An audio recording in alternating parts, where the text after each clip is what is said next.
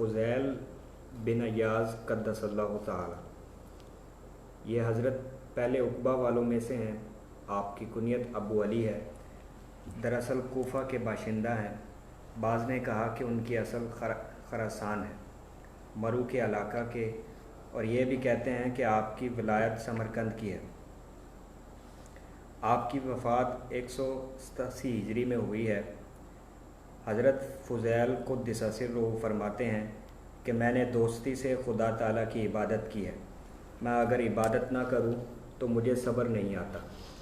یہ قرآن پاک کی اس آیت کی تشریح ہے جس میں فرمایا ہے کہ یحبہم و یحبونہ، کہ اللہ تعالیٰ اپنے بندوں کے دلوں میں اپنی محبت ڈالنے سے پہلے ان سے خود محبت کرتا ہے، اس کے بعد وہ بندے اس سے محبت کرنے لگتے ہیں۔ تو شوق اللہ سے پہلے خدا کی طرف سے ایک شوق بندے کے حق میں ظاہر ہوتا ہے، جس سے بندے کے اندر شوق پیدا ہو جاتا ہے۔ یہ اس چیز کو بیان کر رہے ہیں۔ دوسری جگہ قرآن پاک میں ہے کہ کچھ لوگ وہ ہیں جو دنیا کے لیے رجوع کرتے ہیں، کچھ لوگ وہ ہیں جو آخرت کے لیے کرتے ہیں، اور کچھ لوگ وہ ہیں جن کے پیش نظر نہ دنیا ہوتی ہے نہ آخرت، وہ اسی کے لیے اسی کی طرف سے اسی کی توفیق سے رجوع کرتے ہیں۔ یہ مخلوق میں ایک خاص گروہ ہے کہ جو خدا کے لیے چنیدہ ہے، خاص کر لیا گیا ہے، ان کا انتخاب اوپر سے ہے۔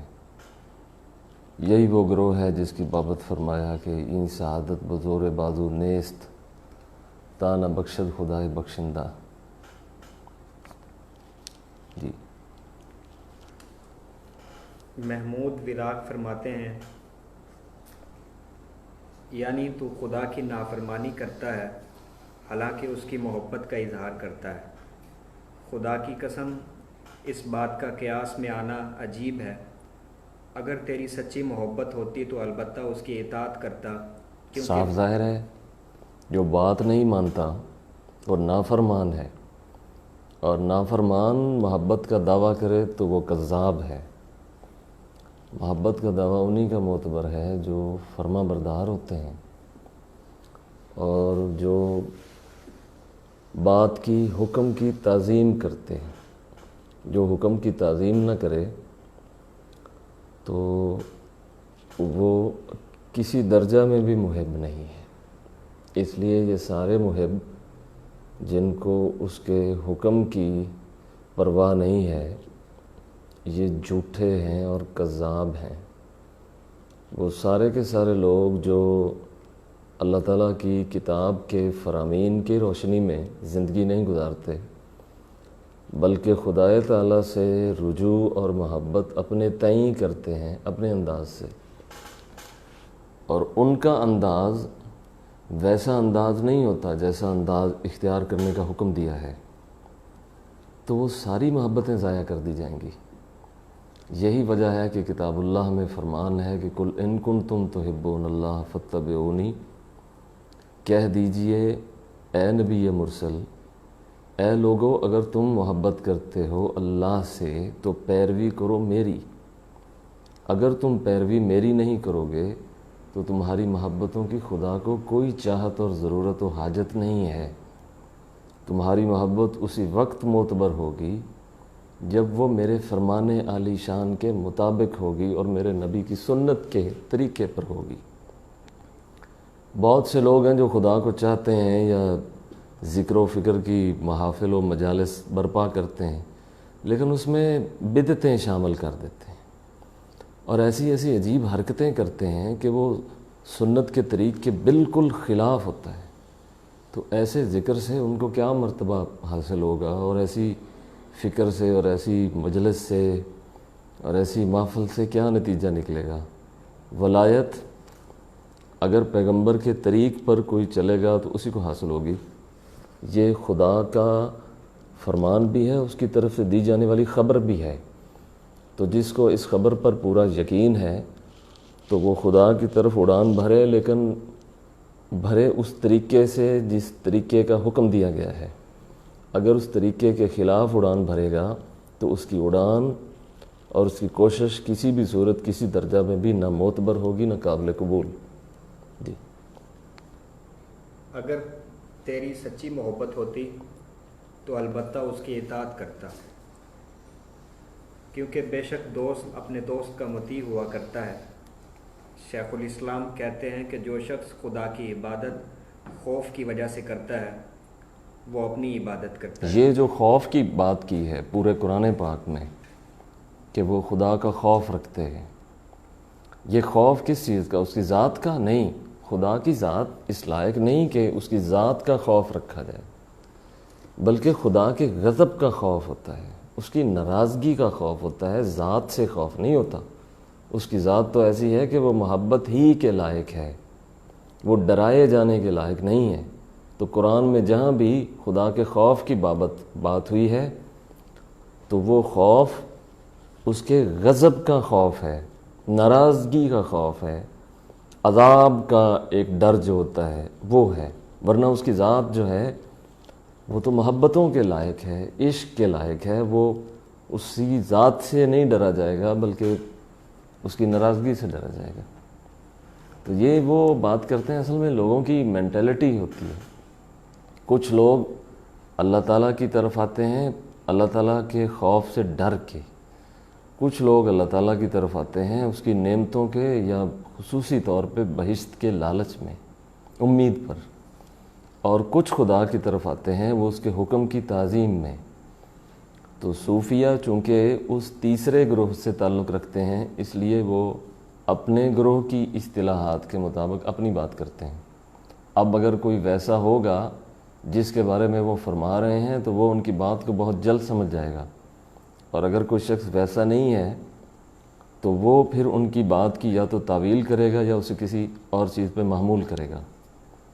تو کوشش کرنی چاہیے وہ لوگ جو اللہ تعالیٰ کی عبادت کرتے ہیں امید پر یا عذاب کے خوف پر، تو وہ خوف اور امید کے درمیان اس تیسری صورت کو کہ خدا کی طرف اڑان بھر خدا ہی کے لیے اور اس کی عبادت کر اس کے حکم کی تعظیم کے ساتھ، اگر یہ طریقہ اختیار کریں تو ان کی عبادت، ریاضت اور رجوع زیادہ معتبر ہو اور قابل قبول ہو اور اس کی درگاہ کے لائق ہو۔ ایسی درگاہ جہاں ردی اور فضول چیز قبول نہیں ہوتی، وہاں اگر کوئی چیز قبول ہوگی تو معتبر قبول ہوگی۔ اور جو شخص کسی امید پر اس کی عبادت کرتا ہے وہ بھی اپنی پرستش کرتا ہے، اور نعمت و راحت کی امید پر حرکت کرتا ہے نا محبت اور فرما برداری کی وجہ سے۔ دنیا کے اندر دو چیزیں بیک وقت رہیں گی، مرض بھی اور صحت بھی۔ اب یہ کوئی ضروری نہیں ہے کہ تمام لوگ جو نیک ہیں وہ صحت یاب ہو جائیں۔ اللہ تعالیٰ اپنی دونوں صفات کے ساتھ، یعنی وہ قابض ہے تو باسط بھی ہے، تو ضروری نہیں کہ اس کے تمام ماننے والوں پر صفت بسط ان کی طرف متوجہ ہو، صفت قبض بھی ہو سکتی ہے۔ اسی طرح وہ رزاق ہے تو کسی کے پاس کم ہے تو کسی کے پاس تھوڑا ہے۔ تو اگر کم ہونے کی وجہ سے کوئی خدا کو چھوڑتا ہے تو وہ اس کا اصل میں دھیان اس کی طرف نہیں ہے، وہ پورے طور پہ سمجھا نہیں کہ خدا اپنی مخلوق کی طرف بیک وقت اپنی تمام صفات کے ساتھ متوجہ ہے، اور جو اللہ کی طرف پورا دھیان دیتا ہے پس وہ مخلوق کے اندر اس اتار چڑھاؤ کو، مد و جزر کو، کمی اور زیادتی کو اچھی طرح سے جان رہا ہوتا ہے۔ اس لیے وہ صحت میں بھی ویسا ہے جیسا مرض میں، اور وہ کشادگی میں بھی ویسا ہے جیسا تنگی میں، اور وہ غربت میں بھی ویسا ہے جیسا امیری میں۔ اس کی حالت بدلتی نہیں ہے، اس کے حالات ایک ہی طرح کے رہتے ہیں، اور یہ بہت بڑی نعمت ہے جو بہت کم لوگوں کو نصیب ہوتی ہے۔ مگر یہ کہ سچی معرفت اور سچی سمجھ اس دور کی کرامت ہے۔ جس کو خدا عنایت کر دے سچی سمجھ تو وہ صاحب کرامت ہے، وہ بزرگ ہے، وہ فضیلت والا ہے جس کو سچی سمجھ عطا کر دے۔ تو خدا سے سچی سمجھ مانگنی چاہیے. بہت کم لوگوں کو اس دور میں نصیب ہے. اور یہ جو روایت عام زبان زد عام ہے کہ قیامت کے قریب علم اٹھا لیا جائے گا، یعنی علماء کے اٹھانے سے، تو دوسری روایت یہ بھی ہے کہ عقل بھی اٹھا لی جائے گی. تو جب عقل اٹھا لی جائے گی تو سچی سمجھ بہت کم ہو جائے گی. سچی سمجھ کے کم ہونے سے جو تھوڑا بہت علم ہوگا وہ بھی آدمی کے لیے نفع آور نہیں رہے گا، وبال بن جائے گا. تو یہی وجہ ہے کہ پڑھے لکھے لوگ بھی سمجھ کے کم ہونے کی وجہ سے یا عقل کی کمی کی وجہ سے وہ بہک جاتے ہیں اور پھسل جاتے ہیں. تو اللہ تعالیٰ سے سچی سمجھ طلب کرنی چاہیے. اور وہ لوگ جو مختلف ایسے مقامات پہ جاتے ہیں جن کے بارے میں ان کی توقع ہے کہ وہاں دعائیں قبول ہوتی ہیں، یا ایسے ایام اور اوقات ہیں کہ جن کے اندر انہیں امید ہے کہ دعائیں قبول ہوتی ہیں، تو وہ خدا سے سچی سمجھ مانگا کریں. سچی سمجھ سے بہت ساری دنیاوی پریشانیاں بھی ختم ہو جاتی ہیں. اگر خدا کسی کو عنایت کر دے تو اس کی زندگی آسان ہو جاتی ہے اور اس کے لیے جینا آسان ہے. جس کے لیے جینا آسان ہے سو اس کے لیے مرنا بھی آسان ہے. خدا سب کا جینا اور مرنا آسان کرے. جی. لیکن میں اس کی عبادت نہ کسی امید پر کرتا ہوں نہ کسی خوف کی وجہ سے، بلکہ اس کے حکم کی وجہ سے عبادت کرتا ہوں. چونکہ اس نے کہا کہ عبادت کر، اس لیے عبادت کرتا ہوں. اس کے رسول صلی اللہ علیہ وآلہ وسلم کی سنت کی دوستی میں اپنے قصور کا اقراری ہوں. محمد صلی اللہ علیہ وسلم ایک زمانہ تھا کہ کافی حد تک لوگوں کو پیغمبر کے ساتھ سچی مناسبت تھی، سنت کے ساتھ. پھر وقت گزرنے کے ساتھ ساتھ اس میں خلل آتا رہا، اور وقت گزرنے کے ساتھ ساتھ اس میں اپنی ترجیحات شامل ہوتی رہیں. چنانچہ اپنی ترجیحات اور اپنے ذوق کو لوگوں نے شریعت بنا دیا.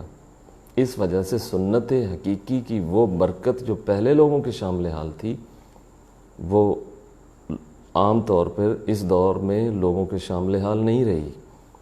حالانکہ وہ سب اقراری ہیں کہ وہ رسول اللہ کے امتی ہیں، جیسے کہ پہلے لوگ سب امتی ہیں، لیکن پہلے لوگوں کو جو تاثیر پہنچتی تھی وہ اس دور میں نہیں پہنچتی. اس کی وجہ سے یہ ہے کہ پیغمبر صلی اللہ علیہ وسلم کی ذات اور ان کے افعال و اقوال کے ساتھ وہ نسبت اور مناسبت جو پہلے لوگوں کو حاصل تھی وہ اس دور میں حاصل نہیں ہے. یہ وجہ ہے کہ ہمیں ہر شخص جو ہے اس کا نظر آتا ہے کہ ایمان بڑا کمزور ہے اور حالات بڑے خراب ہیں.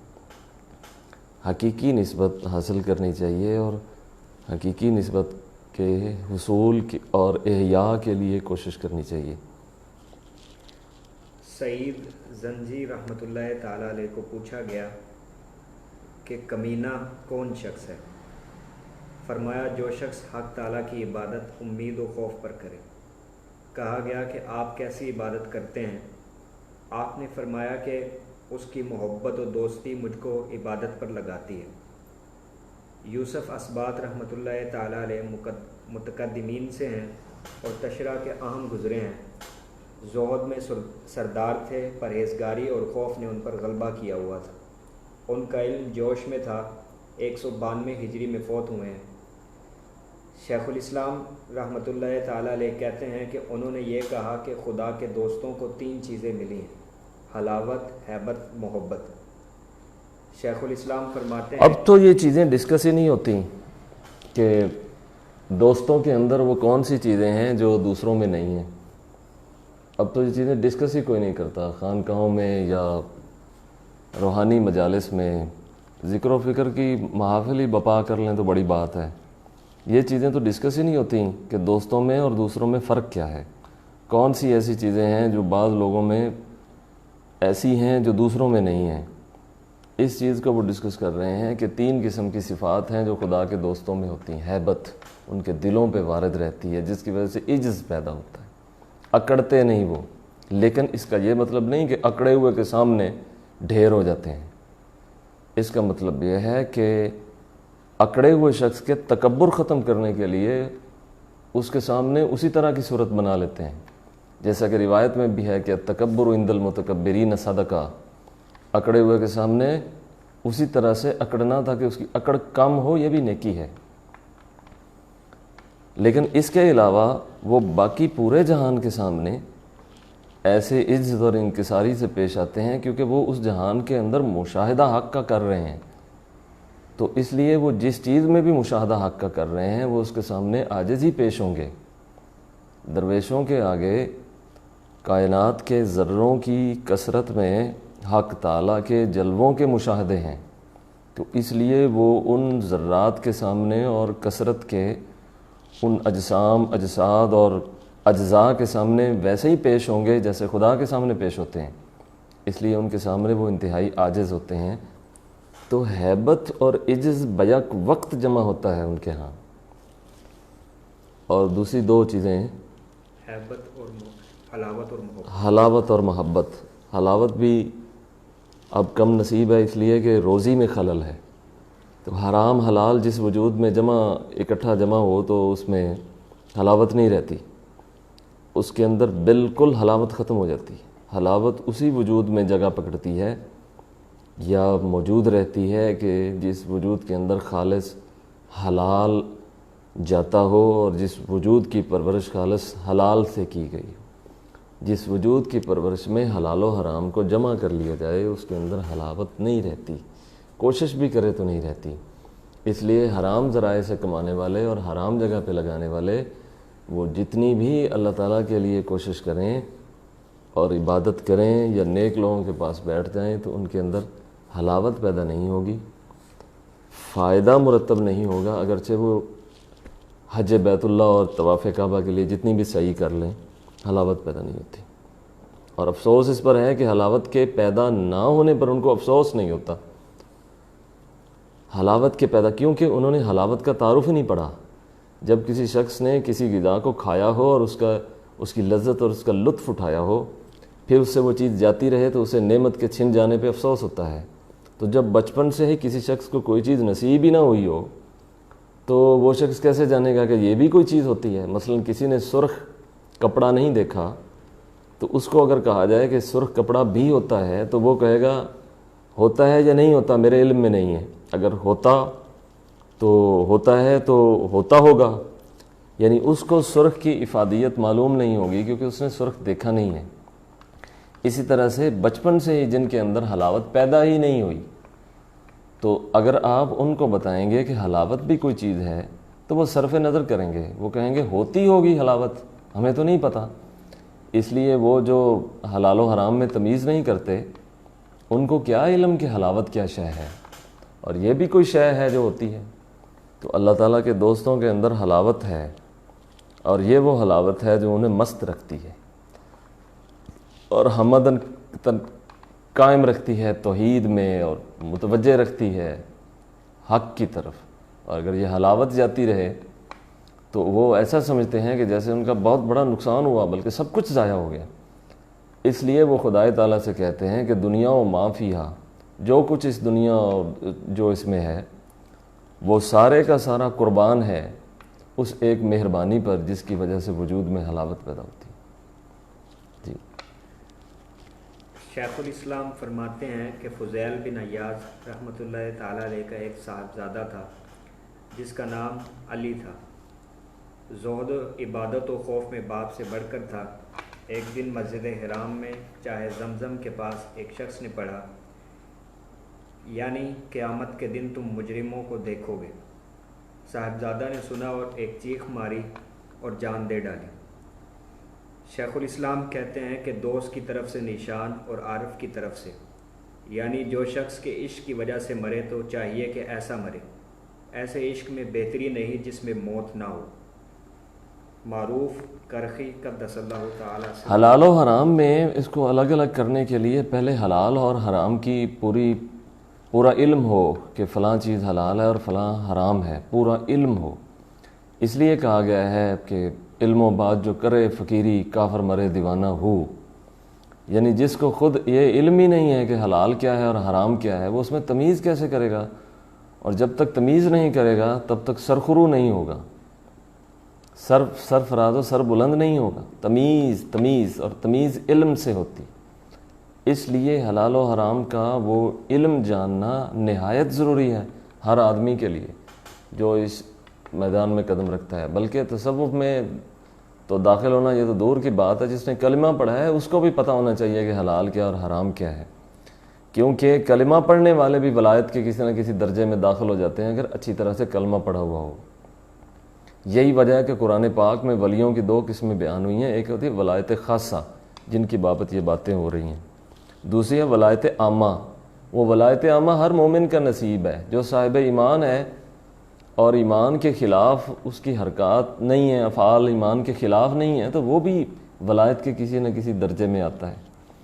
یہ جو والدین کے متعلق فرمایا گیا ہے کہ ان کی ناراضگی میں خدا کی ناراضگی ہے اور ماں کی خوشی میں باپ اللہ تعالیٰ کی خوشی ہے، باپ کی خوشی میں خدا کی خوشی ہے، تو وہ کیونکہ تیرے لیے تیرے ماں باپ ایسے ہی ہیں جیسے کہ ایک عام آدمی کسی ولی اللہ کو تلاش کرتا ہے۔ تو ولایت چاہے عامہ بھی ہو وہ ولایت ہے۔ ہر آدمی کو علم حاصل کرنا چاہیے، حلال و حرام کی کتابیں پڑھنی چاہیے اور حلال و حرام کو جاننا چاہیے۔ صرف کھانے پینے کی چیزیں حلال و حرام نہیں ہوتی، باتوں میں بھی حلال ہوتی، یہ چیز بولنی چاہیے، یہ نہیں بولنی چاہیے، رویوں میں بھی یہ چیزیں، افعال، اقوال، حتیٰ کہ حرکات و سکنات، حتیٰ کہ نظروں کو اٹھانے اور نظروں کو جھکانے میں بھی حلال و حرام کا علم ہے۔ یہ سارا علم کسی دانا سے اور کسی عالم سے سیکھنا چاہیے، اور ایسے دانا سے جس کو خود پورا پتہ ہو کہ حلال کیا اور حرام کیا ہے۔ آج اس دور میں تو ایسے دانا لوگ، ان کا وجود بھی بڑا کمیاب ہو گیا ہے، ایسے لوگ بھی جو لوگوں کو بتا سکیں کہ یہ حلال ہے اور یہ حرام ہے۔ بہرحال حلال و حرام کے علم کے بغیر آپ تمیز نہیں کر سکتے، اور تمیز کیے بغیر آپ بچ نہیں سکتے، اور اگر آپ اس سے نہیں بچ سکتے تو پھر غضب سے کیسے بچیں گے؟ جس نے جنت اور دوزخ میں سے جنت کو اختیار کرنا ہو تو وہ حلال اور حرام میں سے حلال کو اختیار کرے، کیونکہ ان دونوں میں سے وہ دونوں منزلیں ہیں، اور اگر جو شخص جنت کو اپنی منزل بنانا چاہتا ہے تو وہ اس رستے پہ چلے کہ جس رستے کی انتہا اور منزل بہشت ہے، اور وہ حلال کا ہے، حلال کا رستہ ہے۔ تو جب ہم یہ انتخاب کر لیتے ہیں اپنے اختیار سے کہ جنت اور دوزخ میں سے ہم نے کس کو اختیار کرنا ہے، تو پھر ہم یہ کیوں نہیں کرتے کہ حلال اور حرام میں سے ہم نے کس کو اختیار کرنا ہے؟ جی، یہ حضرت پہلے طبقہ میں سے ہیں، سری سختی رحمۃ اللہ تعالیٰ علیہ کے استاد ہیں۔ آپ کی کنیت ابو محفوظ ہے، آپ کے والد کا نام فیروز ہے۔ انہوں نے کہا ہے کہ صوفی یہاں پر مہمان ہے، اب مہمان کا میزبان پر تقاضا کرنا اس پر ظلم کرنا ہے۔ ہاں، یہی بات خود رسول اللہ علیہ السلام نے بھی فرمائی ہے کہ میری مثال اس مسافر کی طرح ہے جو کسی سفر میں جاتا ہے اور کسی گھنے سایہ دار درخت کے نیچے کچھ دیر آرام کے لیے بیٹھ جاتا ہے۔ تو فرمایا کہ لیکن یہ بات ہے کہ وَلَا تَنْسَ نَصِيبَكَ مِنَ الدُّنْيَا، قرآن پاک میں یہ جو ہے کہ دنیا میں جو تمہارا نصیب ہے اس کو بھلاؤ مت، اس کو بھلاؤ مت۔ یہ اصل میں اسلام کا وہ عالمگیر پیغام ہے کہ لوگ یہ نہ ہوں کہ دنیا ترک کر دیں، لیکن یہ جو رسول اللہ نے فرمایا کہ میری مثال مسافر کی طرح ہے، تو یہ لوگوں کے اندر وہ جو دنیاوی رغبت انتہائی درجے کی پیدا ہو جاتی ہے جس کی وجہ سے وہ دنیا میں مست ہو جاتے ہیں، اصل میں اس کے بارے میں نصیحت کی گئی ہے کہ مست نہ ہو جانا، مست نہ ہو جانا۔ آخر تم یہاں سے جاؤ گے اور تم یہاں تھوڑے وقت کے لیے بھیجے گئے ہو، اور یہاں اتنا کچھ استعمال کرو کہ جتنا حساب دے سکو۔ وہ لوگ جن کے پاس بہت کچھ ہے اور وہ اس پہ خوش ہیں کہ ہمارے پاس اتنا کچھ ہے، بس اتنے کچھ کا وہ اگر حساب لیا جاتا ہے تو کیسے دیں گے؟ یہی وجہ ہے ام المومنین عائشہ رضی اللہ تعالیٰ عنہا فرماتی جس کا حساب لیا گیا وہ مارا گیا۔ اور قرآن میں بھی ہے کہ الہاکم التکاثر حتی زرتم المقابر کلا سوف تعلمون ثم کلا سوف تعلمون۔ اس سورہ کے آخر میں فرمایا ہے ثم لتسألن یومئذ عن النعیم، پھر اس دن نعمتوں کے بارے میں پوچھا جائے گا۔ آج اس دور میں ہر بندہ چاہتا ہے حکومت، اقتدار، سرمایہ، دولت، مال و دولت کے انبار، یہ وہ سارا کچھ، لیکن یہ خبر بھی سن لیں کہ ثم لتسألن یومئذ عن النعیم، پھر ہم تم سے پوچھیں گے نعمتوں کے بارے میں، کیسے جواب دو گے، کہاں سے لی اور کہاں خرچ کی؟ تو جس کے پاس جو کچھ ہے اگر تو کم ہے تو حساب کے اعتبار سے تو اس کے لیے آخرت آسان ہے، اور جس کے پاس زیادہ ہے چھوڑ دے تو چھوڑ دے، اور اگر حساب لینے پہ آئے تو وہ زیادہ انبار جن کے پاس ہیں وہ ان کے لیے حساب مشکل ہو جائے گا. تو اس لیے صوفیوں نے اس طریق کو اختیار کیا ہے لوگوں کے اندر رغبت دلانے کے لیے کہ زیادہ ہے تو خرچ کر دو بھوکھوں پہ، پیاسوں پہ، بیواؤں پر، یتیموں پر، بے کسوں پر، مظلوموں پر، مجبوروں پر، اور اپنے لیے اپنی ذات کے لیے اتنا رکھو کہ جتنا حساب دے سکو. تو صوفیہ نے اپنی خانقاہوں میں لوگوں کو دراصل اس امر کی طرف متوجہ کیا ہے وہ دنیا میں مست نہ ہو جائیں. اس کا یہ مطلب نہیں کہ انہوں نے لوگوں کو دنیا سے بھگایا ہے، بلکہ انہوں نے لوگوں کو دنیا میں رہنا سکھایا ہے. جی. جو مہمان باادب ہوتا ہے وہ منتظر رہتا ہے نہ کہ تقاضا کرتا ہے. ایک شخص نے معروف کرخی رحمۃ اللہ تعالیٰ علیہ سے کہا، یہ جو کیسر نے یہاں پہ سوال اٹھایا ہے کہ وہ اس سے بچا نہیں جاتا. کوشش کرنی چاہیے، کوشش کرتے کرتے آدمی کے اندر ول پاور اس کی بڑھ جاتی ہے، اور ول پاور اتنی بڑی چیز ہے کہ یہ دنیا کی ہر چیز کو ہرا دیتی ہے. ول پاور ہر چیز کو ہرا دیتی ہے. اسی لیے وہ فرمایا گیا ہے کہ اللہ تعالیٰ حضرت مجدد الفسانی رضی اللہ تعالیٰ عنہ نے آپ نے ایک مکتوب میں فرمایا ان اللہ یحب معالی الہمم، اللہ تعالیٰ بلند ہمت لوگوں کو دوست رکھتا ہے، بلند ہمت لوگوں کو. تو یہ ہمت کیسے پیدا کی جائے؟ اس کی دو صورتیں ہیں. ایک تو آپ کا ایٹماسفیئر ایسا ہو کہ جو آپ کی ہمت کو ڈھائے نہیں، کیونکہ جو بچہ نیا نیا سیکھ رہا ہو اس کے لیے ضروری ہے محتاط رویہ اور محتاط ماحول. محتاط ماحول میں تو وہ رفتہ رفتہ پختہ ہو جاتا ہے. جب اس کی پختگی کی عمر ہو تو پختہ ہو جاتا ہے، اس سے پہلے اس کے لیے بڑا محتاط سا ماحول ہو تاکہ یہ نہ ہو کہ پختگی کے دوران میں بگڑ جائے. تو جو بندہ حلال و حرام کی تمیز سیکھے پھر اس پر عمل کرے تو کرتا رہے اور اپنی ہمت بڑھاتا رہے.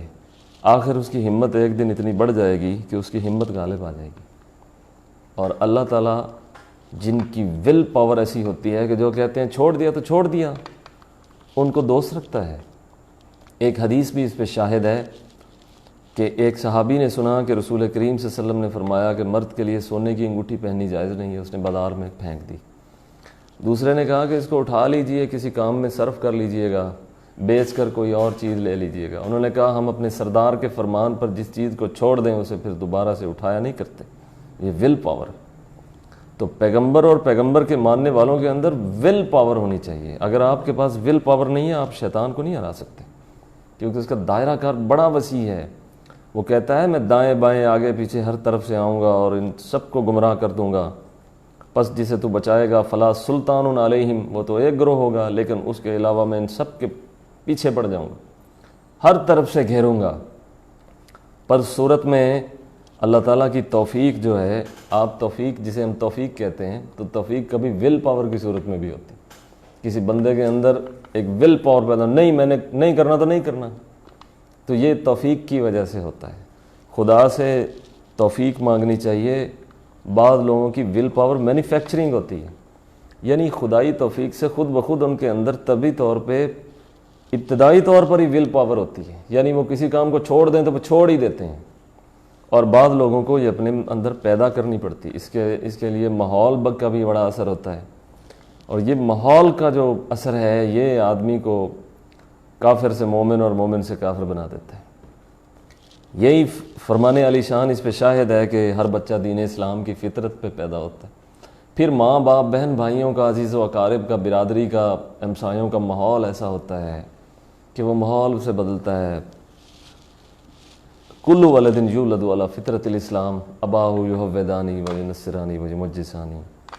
اس کا وہ ماحول جو ہے وہ اسے بنا دیتا ہے. اباہ یحودانی کا جو مطلب یہ نہیں ہے کہ صرف والدین ہی، بلکہ اباہ یحودانی کا مطلب جیسا کہ اور بھی آیات اس سلسلے میں شاہد ہیں اور ان سے دلیل لی جا سکتی ہے کہ اباہ یحودانی ہی و ینصرانی و یمجسانی. کیونکہ کچھ بچے ایسے ہیں کہ جن کے ماں باپ تو بچپن میں ہی ان کے ساتھ نہیں ہوتے، یعنی وہ دور پڑھنے کے لیے کہیں چلے جاتے ہیں.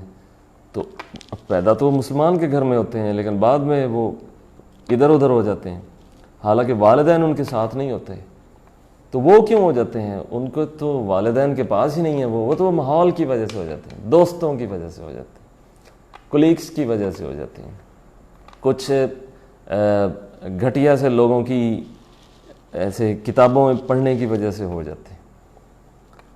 تو حلال و حرام کی معرفت اور علم کے بعد اچھی طرح سے گردان یاد کرنی چاہیے۔ جیسے ہمارے صرف میں گردان یاد کراتے ہیں درس الزامی کے طلباء کو، ضرب یضرب ضربا فہو ضارب، صرف صغیر کبھی رٹا لگواتے رہتے ہیں، آخر لگاتے لگاتے اتنا وہ پختہ ہو جاتا ہے ایک دن کہ اس کو پھر ساری گردان نئے سرے سے شروع کر کے نہیں پڑھنی پڑتی، بلکہ وہ آخری سیغے کو بھی فوراً ہی جان جاتا ہے کہ یہ جمع متکلم کا سیغہ ہے اور اس کی تعلیل یہ ہے، اور یہ واحد متکلم کا سیغہ ہے اور اس کی تعلیل یہ ہے۔ تو عزم مسلسل، جہد مسلسل سے ول پاور بڑھ جاتی ہے، پھر آدمی اس ول پاور کی وجہ سے دانا بھی ہو جاتا ہے اور مضبوط بھی ہو جاتا ہے، اور ابلیس اور ابلیسیت کے خلاف لڑنے کے لیے بڑا پختہ اس کا ذہن بن جاتا ہے۔ حضرت عمر فاروق رضی اللہ عنہ کے اندر یہ صلاحیت تھی، اس لیے رسول کریم صلی اللہ علیہ وسلم نے یہ دعا کی تھی، اور یہ کئی گمراہ لوگوں کے اندر بھی ہوتی ہے۔ جیسا کہ جو دعا ہے نا، جو کہتے ہیں کہ حضرت عمر کے متعلق آپ نے دعا فرمائی، تو اللہ کے نبی نے فرمائی تھی دونوں کے لیے دعا، یعنی بِأَحَبِّ أَحَدِهِمَا، ابو جہل کیونکہ وہ ان کے ماموں تھے، تو فرمایا کہ الہی ان دونوں میں سے جو تجھے زیادہ پسند ہے، کیونکہ ان دونوں کے اندر ایسی صلاحیت تھی کہ باصلاحیت آدمی کے ساتھ شامل ہونے سے تائید ہو جانی تھی، تو فرمایا ان دونوں میں سے جو زیادہ پیارا ہے، صلاحیت دونوں میں موجود ہے، تو شارع الاسلام نے ان دونوں کے اندر صلاحیت کو مشاہدہ کیا، تو صلاحیت کو مشاہدہ کرنے کے بعد دعا کی کہ الہی جو ان میں سے زیادہ پیارا ہے تجھے لگتا ہے وہ مجھے بخش دے۔